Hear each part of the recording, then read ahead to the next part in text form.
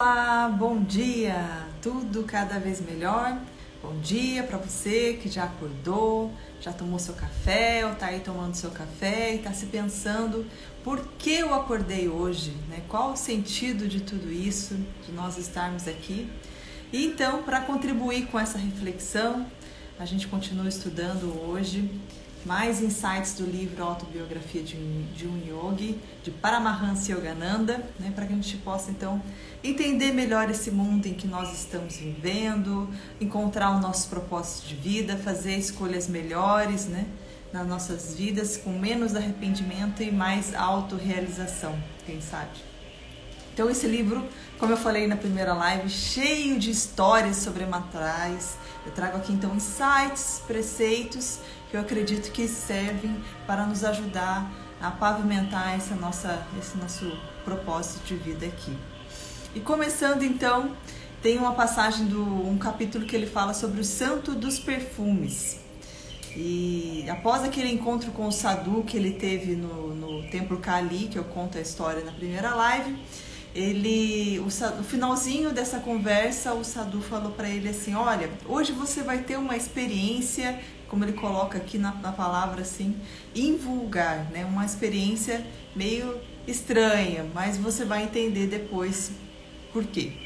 E aí ele, saindo desse encontro, ele encontrou um amigo que ele, em geral, era muito conversador, que ficou falando, ele não estava gostando muito daquele falatório todo, mas não via a hora que o rapaz parasse de falar. Mas chegou um momento em que o rapaz então falou para ele assim: olha, tá bom, tô indo, mas ali naquela casa ali você vai encontrar um santo que produz perfumes do nada. E aí o Yogananda, né, o jovem Yogananda, que estava sempre buscando, né, o seu guru e buscando conhecer essas pessoas, né, extraordinárias, foi então dar uma olhada do que se tratava. E lá encontrou então o Gandababa, que realmente, a hora que o viu, né, estava ali sentado em cima da sua pele de tigre e várias pessoas ao redor ouvindo e tal, suas pregações.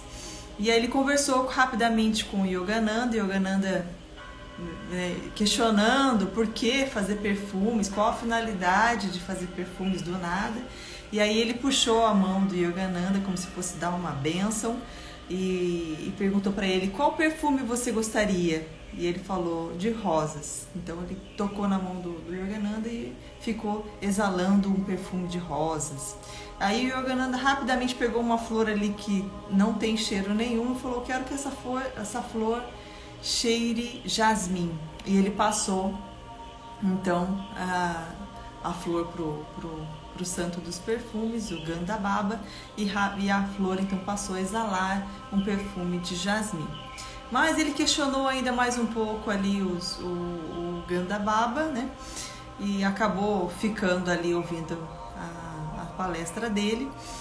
E o Gandababa, que depois ele ficou sabendo que foi um discípulo, né, de um yogi tibetano que acredita-se que tinha mais de 1000 anos, né? Esses seres que estão lá no Tibete, no Himalaia.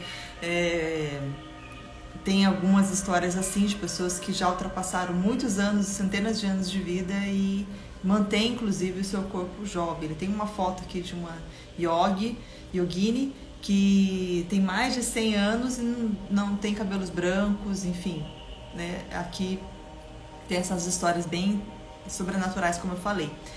E um amigo dele, o Alankananda, né, também contou uma história interessante que se passou com esse santo dos perfumes, o Gandababa. Ele falou que um dia ele estava lá num jantar, na presença do Gandababa, e resolveu, na cabeça dele, desafiá-lo. E pediu para ele assim: então materializa aqui agora algumas tangerinas para nós, né?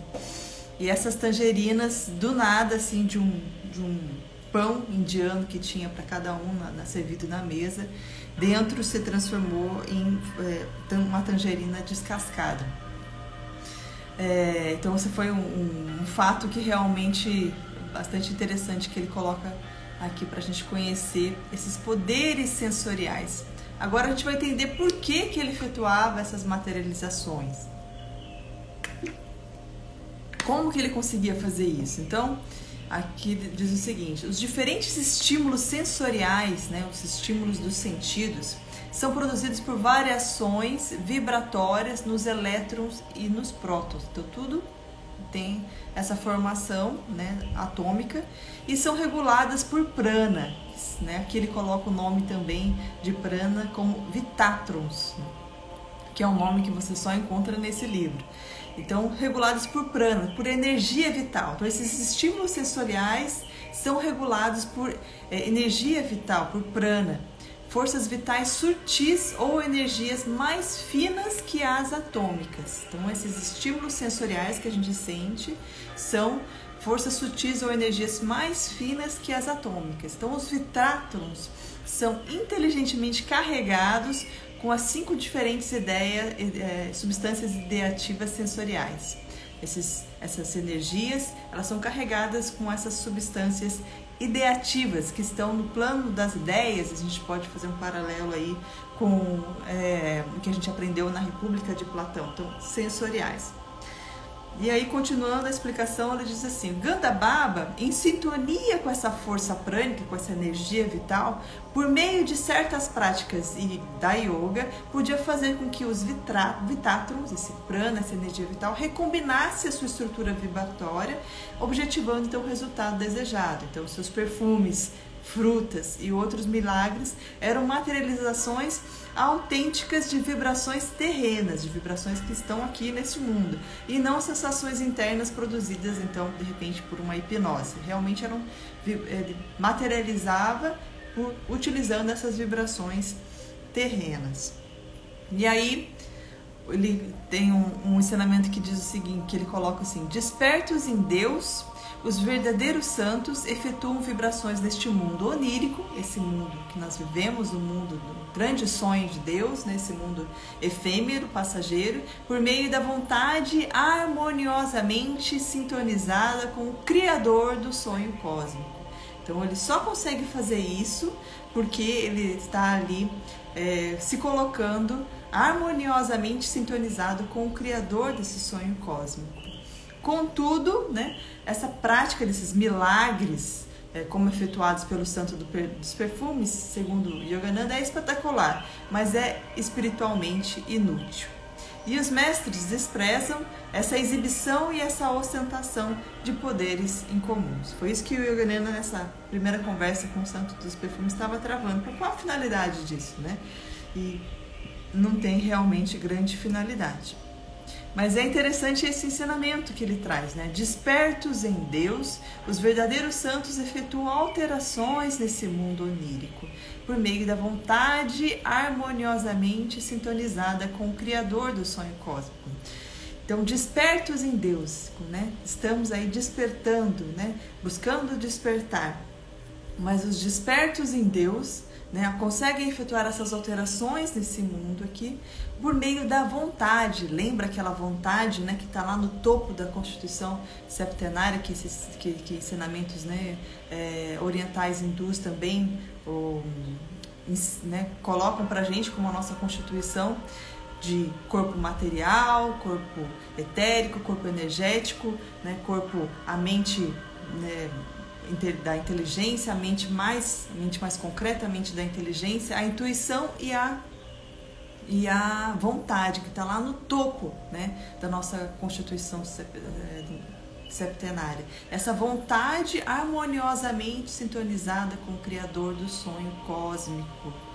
Então ela precisa estar ali exercendo essa vontade de forma harmoniosa, sintonizada, buscando essa sintonia com o Criador do sonho cósmico, né? Porque a gente acredita então que tudo é vida, tudo é energia. Então, se a gente consegue ter essa sintonia, essa vontade harmoniosamente sintonizada com o Criador do sonho cósmico, é possível que a gente também concretize, né, o que a gente gostaria de ser concretizado em nossa vida.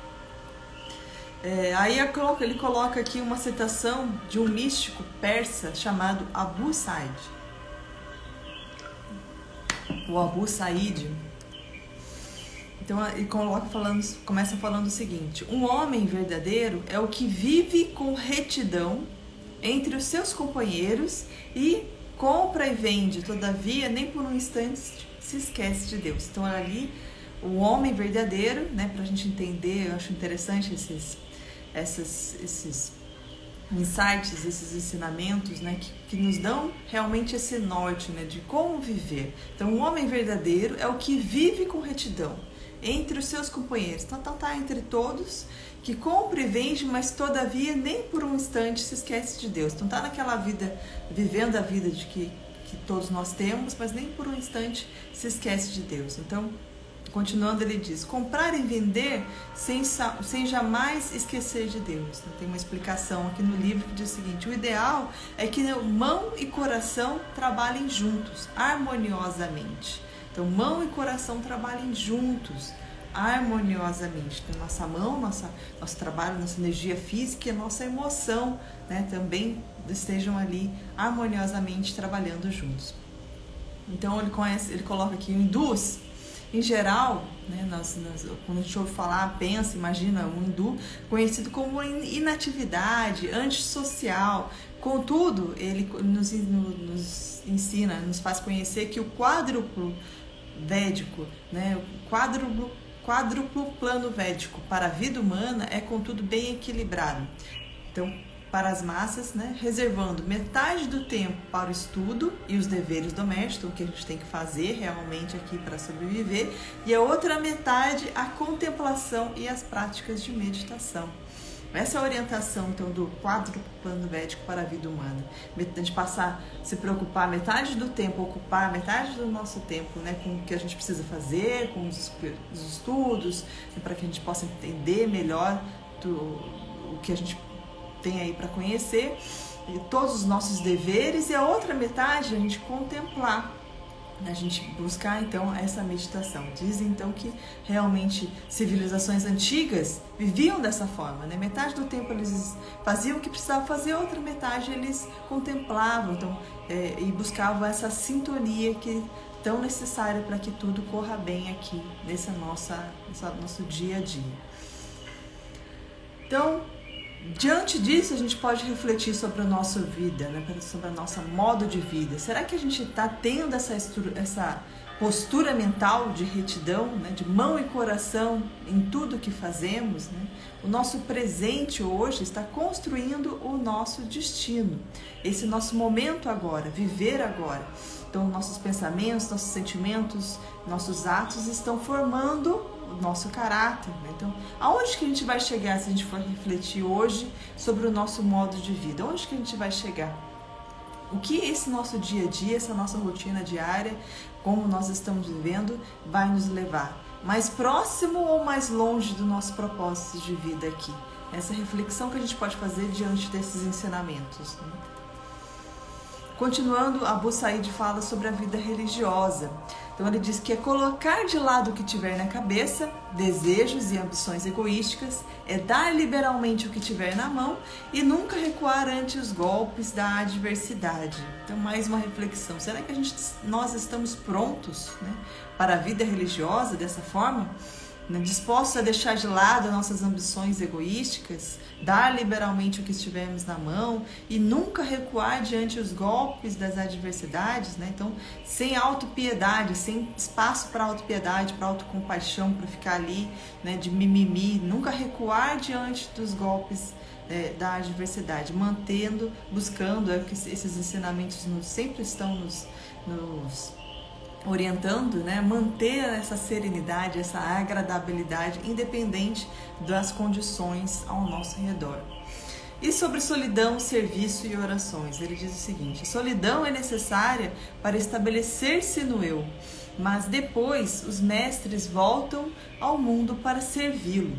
Mesmo os santos não empenhados em trabalho exterior, prodigalizam por meio de seus pensamentos e santas vibrações benefícios mais preciosos para o mundo que os conferidos pelas mais energéticas atividades humanitárias de homens não iluminados.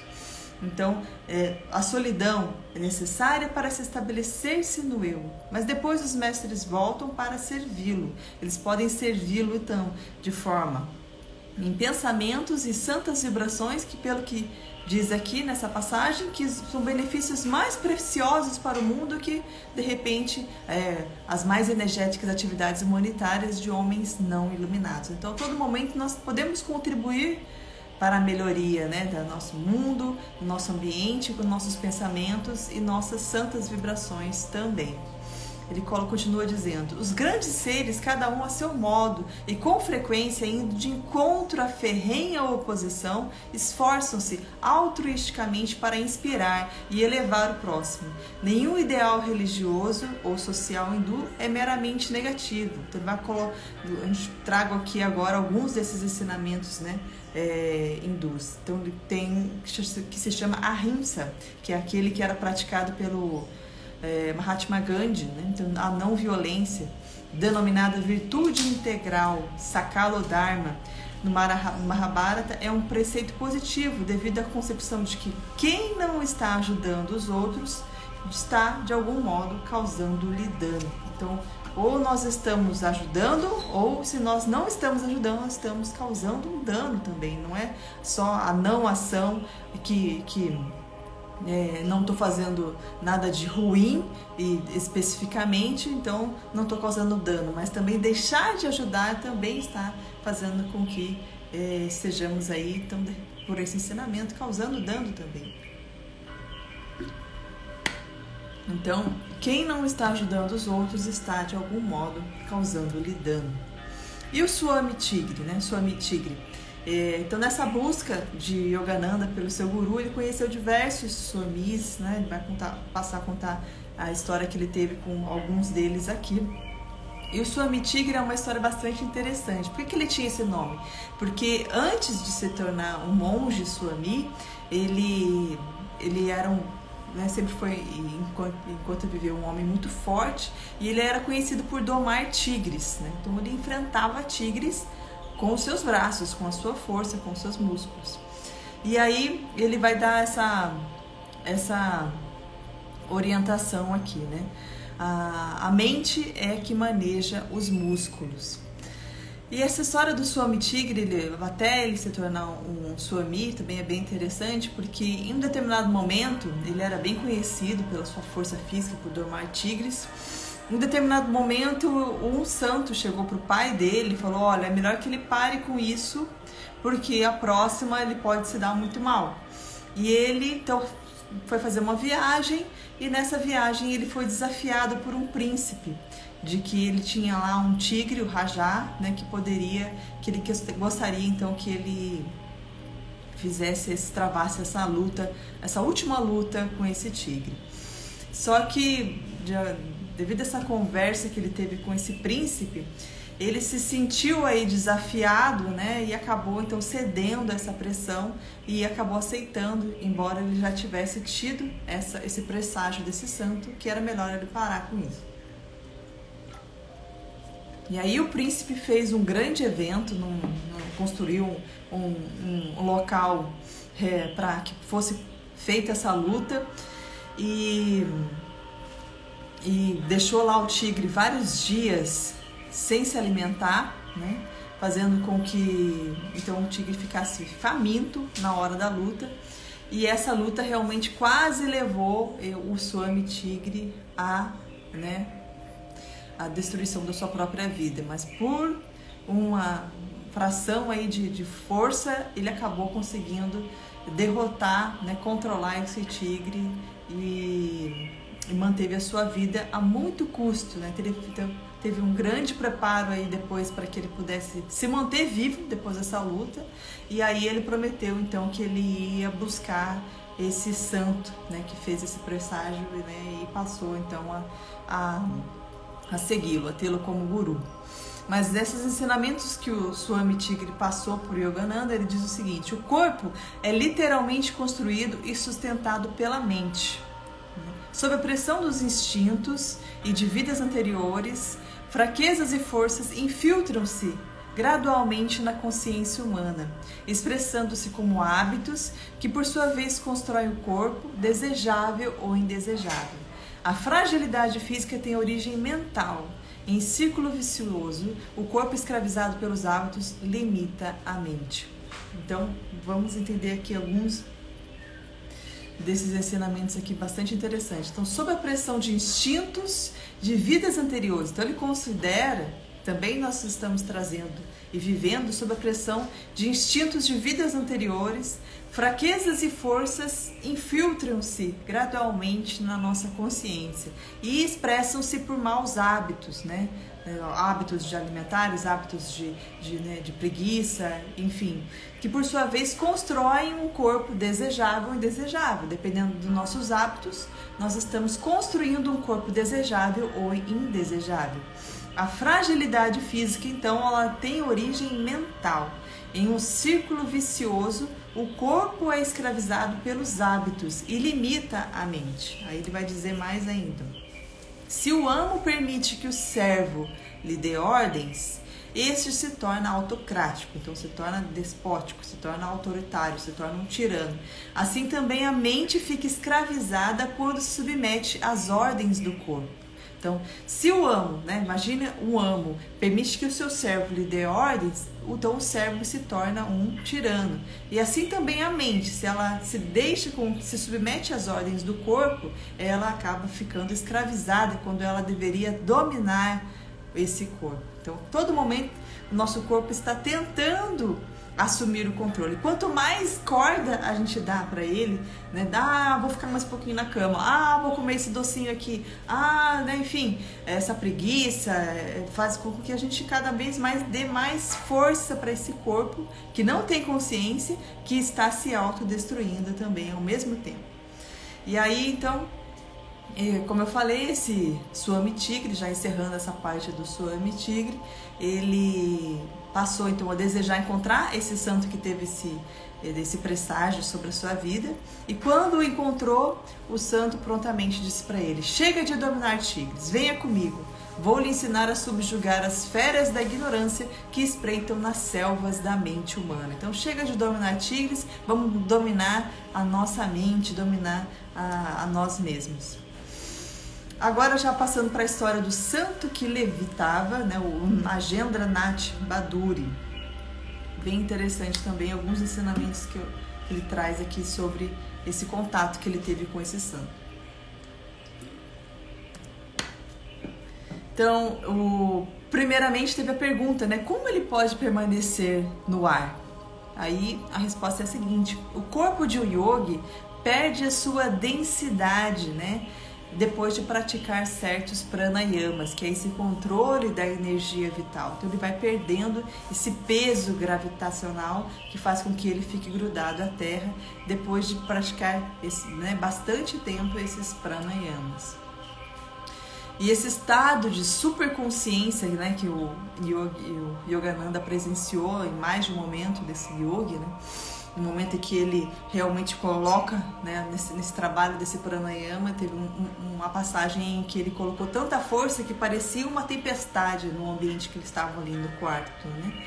Depois, em seguida, essa tempestade se esvaiu e ele ficou ali na presença de forma bastante naturalmente em harmonia, em serenidade, nesse estado de superconsciência. E aí ele traz uma nota de rodapé citando o professor Jules Bois, da Sorbonne, que é uma universidade da França, né? Em 1928, afirmou que os psicólogos franceses haviam investigado e reconhecido a superconsciência, a qual em sua amplitude é exatamente o oposto da subconsciência, tal como concebida por Freud.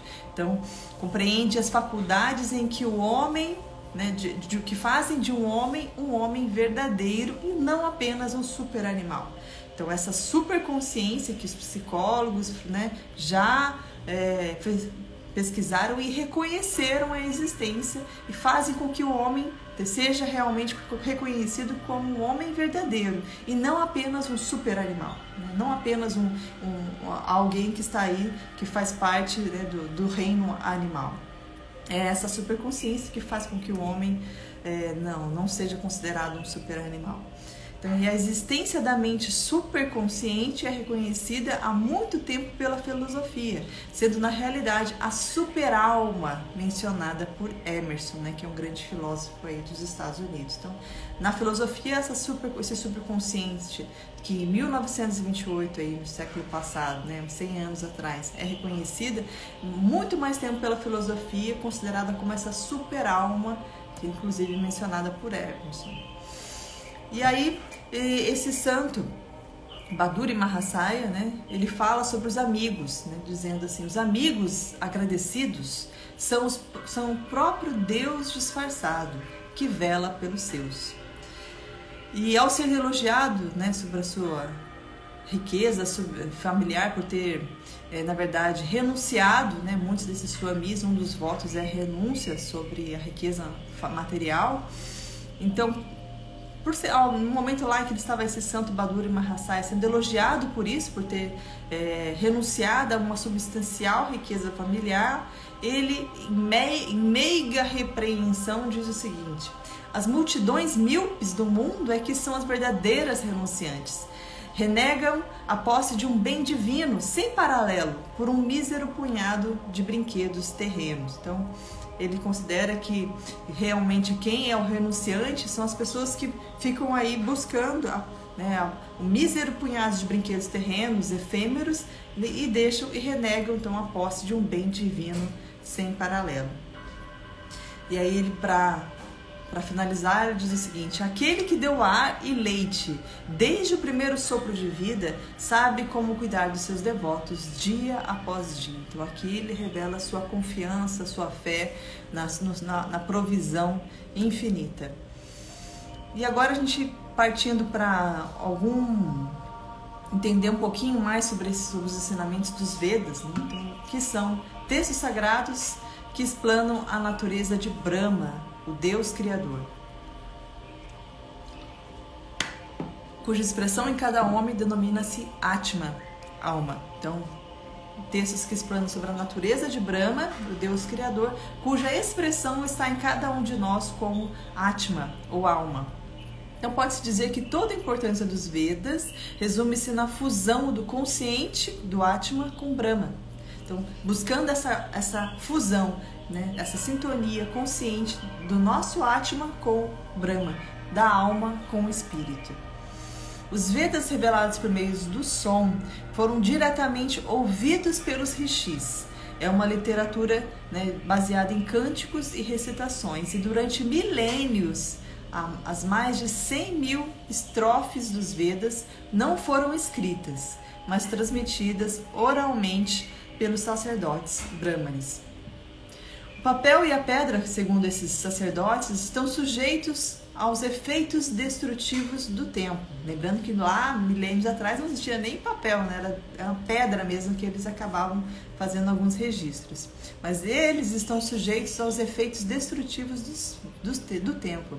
Os Vedas perduram através das eras porque os rishis compreendiam a superioridade da mente sobre a matéria como meio apropriado de transmissão. Então, por isso, eles continuavam transmitindo de forma oral e não material. Agora a gente passa para o capítulo do Mestre Mahasaya, né? Esse encontro com esse guru, o Mestre Mahasaya, em que ele vivia, esse Mahasaya, numa casa em que foi uma das casas em que a família de Yogananda viveu. Inclusive foi a casa em que a mãe dele veio a falecer. E aí nessa entrada, nesse encontro com o Mestre Mahasaya nessa casa, o mestre falou para ele assim: só um minutinho, senhorzinho, que eu vou ali conversar com a minha mãe divina. E aí nesse momento de emoção em que Yogananda estava adentrando aquela casa onde tem essa lembrança da própria mãe dele, ele pensou, além dessa emoção de relembrar a mãe, a morte da mãe, ele pensou como aquele ser, o Mestre Mahasaya, tinha essa conexão tão próxima com a mãe divina e ele não, né? A gente vai entender um pouco mais sobre essa acepção aqui da mãe divina. E aí ele cai em prantos nos pés do santo e diz o seguinte, né? Diz: por favor, interceda por mim com a Mãe Divina, né? Para que eu possa também ter essa relação com ele, com ela, mais ou menos assim. E aí o santo fica meio desconcertado, porque não diz, segundo ali, ele conta no livro, não é algo, caso que realmente aconteça assim recorrentemente, um ser interceder por outro, diante de um ser divino, mas presenciando aquele choro convulsante ali do Yogananda, ele acabou falando, tá bom, eu vou falar com ela então a respeito de você. E foi fazer a sua oração. E aí, naquele dia, Yogananda voltou para sua casa, para o seu sótão, para fazer sua meditação, que ele ficava lá horas e horas buscando, né, o seu eu interior e em meditação em solidão. E às 10 horas da noite ele teve a visão da Mãe Divina, né? Que disse para ele: sempre te amei, sempre te amarei, sempre te amei. E foi só essa visão maravilhosa que ele teve naquela sala. E no outro dia, assim que ele diz assim, o horário da boa educação, no amanhecer, ele bateu lá correndo na casa do Mahasaya, né? E quis pregar até uma peça com o Mahasaya dizendo o seguinte: e aí, o senhor conseguiu falar com a Mãe Divina, né, sobre mim? E aí o santo falou para ele assim: você está querendo, né, brincar comigo, né? Você quer mais alguma informação do que aquela que ela te deu às 10 horas da noite, na noite anterior? E aí eles, né, continuaram a conversa deles ali, né? Bastante interessante essa experiência, né, do santo, que já sabia que ele já tinha encontrado a Mãe Divina às 10 horas da noite precisamente. Bom, e aí nesse capítulo tem o seguinte ensinamento: santos de todas as religiões alcançaram a realização divina através do singelo conceito da amada cósmica, como o absoluto é nirguna, sem qualidades, e a cíntia, inconcebível. O pensamento e o anseio humano sempre o personalizaram sob a forma de mãe universal. Então, nesse ensinamento tem também essa personalização, né, do inconcebível sobre a forma de mãe universal, essa mãe divina que eles estavam falando aqui. A combinação do teísmo pessoal e de filosofia do absoluto é uma antiga conquista do pensamento hindu, descrita nos Vedas e no Bhagavad Gita. Esta reconciliação dos opostos, então, teísmo pessoal e filosofia do absoluto. Então, um personaliza, né, o Deus e o outro encontra ele como absoluto. Essa reconciliação dos opostos satisfaz o coração e a cabeça de Bhakti, que significa devoção, e Jana, que significa sabedoria. São em essência uma só coisa. Prapati, refugiar-se em Deus, e Sharanagati, entregar-se à compaixão divina. São realmente os caminhos do mais alto conhecimento. Então, refugiar-se em Deus e entregar-se à compaixão divina. Então, o mestre Mahasaya, ele entende que a humildade, né, desse mestre e de todos os outros santos brota do reconhecimento de que sua total dependência do Senhor como única vida e único juiz. Então, a maioria desses mestres, né, tem essa característica, essa qualidade da humildade, justamente porque reconhece sua total dependência do Senhor como única vida e único juiz. Como a verdadeira natureza de Deus é bem-aventurança, o homem em sintonia com ele experimenta a alegria genuína e ilimitada. A primeira das paixões da alma e da vontade é a alegria. Então, como a verdadeira natureza de Deus é a bem-aventurança, o homem em sintonia com ele experimenta a alegria genuína e ilimitada. A primeira das paixões da alma e da vontade é a alegria. Inclusive, esses dias eu estava vendo uma nova leitura comentada da professora Luciliana Galvão, que ela está fazendo de Sêneca, que fala justamente sobre a felicidade, né? Aí, citando Sêneca, ela diz que entre todas as pessoas tem esse desejo da felicidade, né?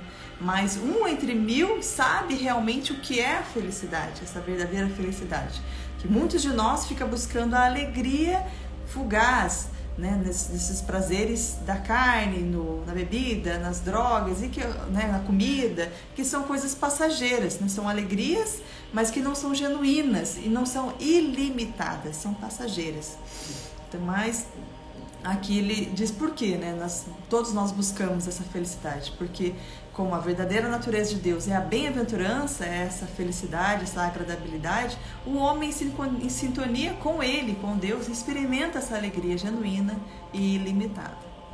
Então, para a gente já ir finalizando a nossa live de hoje, para a gente refletir então sobre Deus, sobre essa bem-aventurança, essa alegria, né, nosso objetivo de vida, e essa resposta, né, que a gente mais busca sobre a felicidade, sobre como ser feliz, se a gente está buscando isso aonde, né, em qual lado, né, se nós não estamos de repente nos perdendo em vez de encontrar essa verdadeira felicidade. E aí a gente volta lá na Bíblia, né, no primeiro mandamento. Então, ame o Senhor, o seu Deus, de todo o seu coração, de toda a sua alma e de todo o seu entendimento, que está lá em Mateus 22, né, versículos 37 a 40. Se a gente buscar esse mandamento, a gente de repente está mais no caminho de encontrar no final essa felicidade, essa alegria genuína que a gente tanto busca. E assim eu vou encerrando a live de hoje, agradecendo a participação. Se você gostou, curta, compartilha, comenta aqui comigo, salva. Muito obrigada, até o próximo vídeo.